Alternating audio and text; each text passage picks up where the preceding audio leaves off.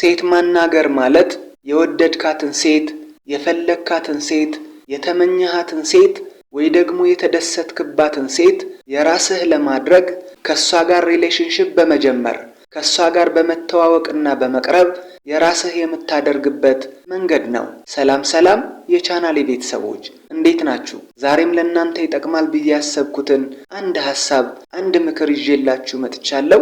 ለዛሬ የመረጥኩት ሐሳብ ሴት ማናገር አትፍራ የሚል ነው።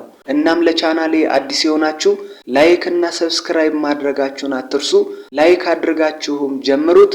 ይመቻችሁ። ወደ ዛሬ ፕሮግራሜ ስገባ መረዳት ያለብህ ነገር ምንድነው? ለምሳሌ አንዲት ሴት ደስ ያለችህን ወይ ደግሞ አይንህ ያረፈባትን ሴት ለማናገርና ለመተዋወቅ ተነስተህ ከመሄድህ በፊት እስኪ ልጅቷን በአይነ ህሊና አስባት። ካንተ የምትበልጥ ይመስልሃል? በፍጹም አትበልጥም። ታዲያ ለምንድን ነው የሚያስፈራህ? አንተ የምትፈራው ልጅቷ ከራስህ አብልጠህና በጣም አግዝፈህ ስለምትመለከታት ነው። ይህንን ደግሞ በጣም ስህተት ነው። አንተ ማድረግ ያለብህ ልታናገራት ያሰብከውን ልታወራት ያሰብከውን ነገር ማዘጋጀት ብቻ ነው። ከዛ ውጭ ግን ምላሿ ፖዚቲቭ ይሁን ኔጌቲቭ ምንም ሊያሳስብህ አይገባም። ምክንያቱም ሴት መቅረብ፣ ሴት ማናገር፣ ሴት መጀንጀን ባንተ አልተጀመረም። ስለዚህ በፍጹም ስለዚህ ነገር ማሰብ የለብህም። ካልሆነ ግን አንተ ደካማ ወንድ ነህ ማለት ነው። የምታወራት ነገርም አታጣም። መጀመሪያ ግን አጠገብህ ካለችው ሴት ጋር ጀምር። አይንህ ውስጥ ያልገባችውን ወይ ደግሞ ባንተ አይን ቆንጆ አይደለችም ብለህ ካሰብካት ሴት ጋር ማውራትና መነጋገር ጀምር። ከዛም ይቀልሃል። በሆነ አጋጣሚ ደስ የምትል ሴት ስታገኝ ወይ ደግሞ ልታወራት የምትፈልጋትን አይነት ሴት ስታገኝ አጠገባችሁ ካሉ ነገሮች ማውራት መጀመር ትችላለህ። ለምሳሌ ከያዘችውም ነገር መጀመር ትችላለህ። ቦርሳሽ በጣም ነው የሚያምረው፣ እህቴም እንደዚህ አይነት ቦርሳ አላት ብለህ መጀመር ትችላለህ። ወይ ደግሞ እዛው አካባቢ ሆስፒታል ካለ እንደዚህ የሚባል ሆስፒታል አለ እንዴ? በየት በኩል ቢሄድ ነው ላገኘው የምችለው ብለህም ልትጠይቃት ትችላለህ። ወይ ደግሞ አለባበስሽ በጣም ነው የሚያምረው፣ እናትሽ ሞዴል ነበሩ እንዴ ብለህም መጠየቅ ትችላለህ። ወይ ደግሞ መብላት ፈልጌ ነበረ፣ በጣም ርቦኛል፣ ምግብ መብላት ፈልጌ ነበርና እዚህ አካባቢ ምግብ ቤት ታውቂያለሽ እንዴ?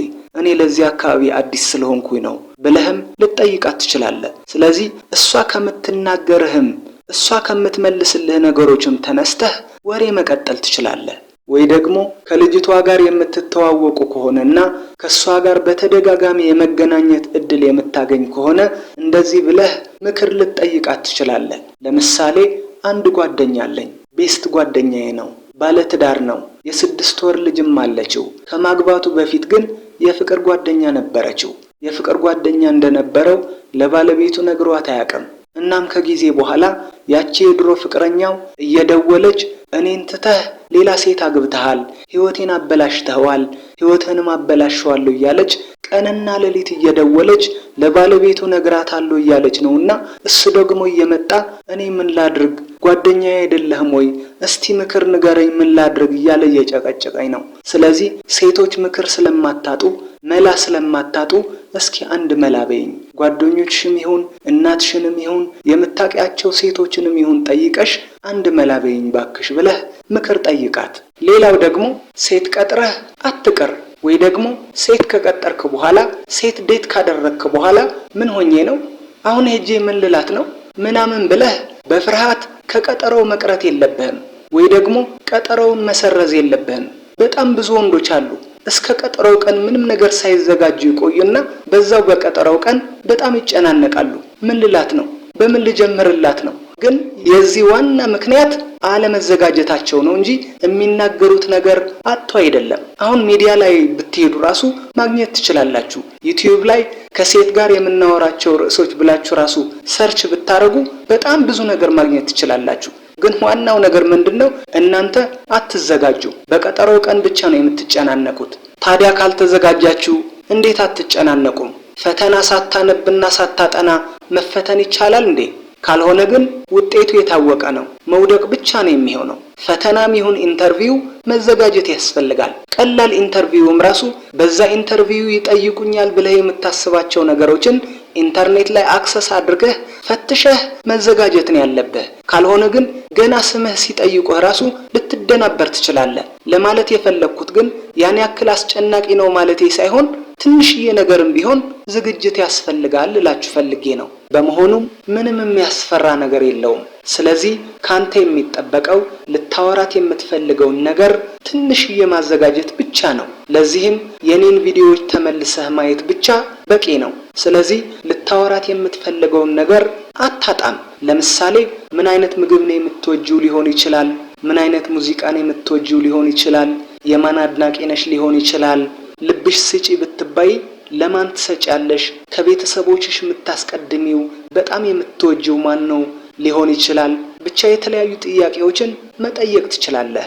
ስለዚህ በቀጠሮው ቀን አትፍራ፣ ቀጠሮውንም አትሰርዝ። በጣም ብዙ ወንዶች አሉ ሴት ይቀጥሩና ከቀጠሩ በኋላ በቀጠሮው ቀን ምን ሆኜ ነው አሁን ሄጄ ምን ልላት ነው ምናምን ብለው በፍርሃት ከቀጠሮው ይቀራሉ ወይ ደግሞ ቀጠሮውን ይሰርዙታል። ስለዚህ እንደዚህ ማድረግ የለብህም። ቅድም እንደነገርኩህ ትንሽዬ ጥያቄዎችን ማዘጋጀት ብቻ ነው። ከዛም እሷ የምትልህን እሷ የምትመልስልህን እሷ የምትዘረዝረውን ነገር ማድመጥ ብቻ ነው። ስለዚህ በቀጠሮው ቀን ትንሽዬ ዝግጅት አድርገህ ሾር ወስደህ አሪፍ አለባበስ ለብሰህ ጽድት ብለህ ትንሽዬ ሽቶ ተቀብተህ ተዘጋጅተህ መጠበቅ ብቻ ነው። ከዛም ስትገናኙ እሷ እንድታወራ እሷ ኤክስፕሌን እንድታደርግ ጊዜ መስጠት ማድመጥ በጣም ወሳኝ ነገር ነው። ሌላውና የመጨረሻው ደግሞ በመጀመሪያ የፍቅር ቀጠሮ ላይ በመጀመሪያ ቀን ላይ የፍቅር ጥያቄ ማቅረብ ፈጽሞ የተከለከለ ነው።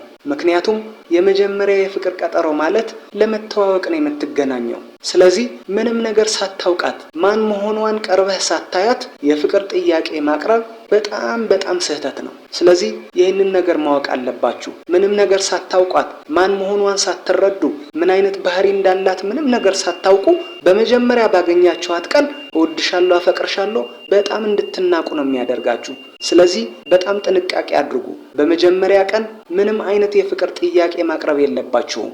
መጀመሪያ ጓደኛ አድርጓት፣ መጀመሪያ ቅረቧት። መጀመሪያ ምን አይነት ጸባይ እንዳላት፣ ምን አይነት ባህሪ እንዳላት፣ ምን አይነት ስብዕና እንዳላት ተረዱ።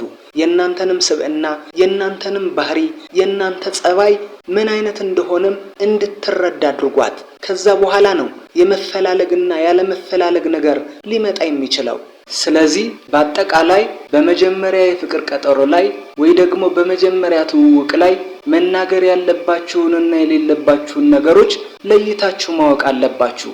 ለፍርሃታችሁ ዋናው መፍትሄ የሚሆነው ለመጀመሪያ ጊዜ የቀጠራችኋትን ሴት በፍቅር አይን አለማየት ነው። ለፍቅር ጓደኝነትም አለማሰብ ነው። ከዚህ በፊት እኮ ከተለያዩ ሴቶች ጋር አውርታችኋል። ስራ ቦታ ሊሆን ይችላል፣ ሰፈር ሊሆን ይችላል፣ መንገድ ላይ ሊሆን ይችላል። ከተለያዩ ሴቶች ጋር በተለያየ መንገድ አውርታችኋል። ግን እዚች ሴት ላይ ሲሆን ለምንድን ነው የምትፈሩት የምትደነግጡት? ምክንያቱም በፍቅር አይን ስለምታዩዋት ነው። ምክንያቱም ለፍቅር ጓደኛም ስለምታስቧት ነው። ለምንድን ነው በመጀመሪያ ቀን ላይ የማታውቋትን ሴት ለፍቅር ጓደኝነት የምታስቧት? ስለዚህ ዋናው ችግሩ እዚህ ላይ ነው። ይች ሴትም ልክ እንደነዚህ ከዚህ በፊት እንዳወራችኋቸው ሴቶች ኖርማል ሴት ናት። እንደማታውቋት ሆናችሁ ግን ለመተዋወቅ እንደፈለጋችሁ ኖርማል ሆናችሁ ነው ማውራት ያለባችሁ እንጂ እንዳፈቀራችኋትና ለፍቅር ጓደኝነት እንደምትፈልጓት አይነት ሆናችሁ ማውራት የለባችሁም። ይህንን ነው ማወቅ ያለባችሁ። እንግዲህ ለዛሬ ያዘጋጀሁት ሐሳብ ይሄን ይመስል ነበረ። ላይክ እና ሰብስክራይብ ማድረጋችሁን አትርሱ። ከተመቻችሁም ሼር አድርጉት። የተሰማችሁንም ኮሜንት ላይ አስቀምጡልኝ። በቀጣይ ቪዲዮ እስክንገናኝ ቻው ቻው፣ ሰላም ሁኑልኝ።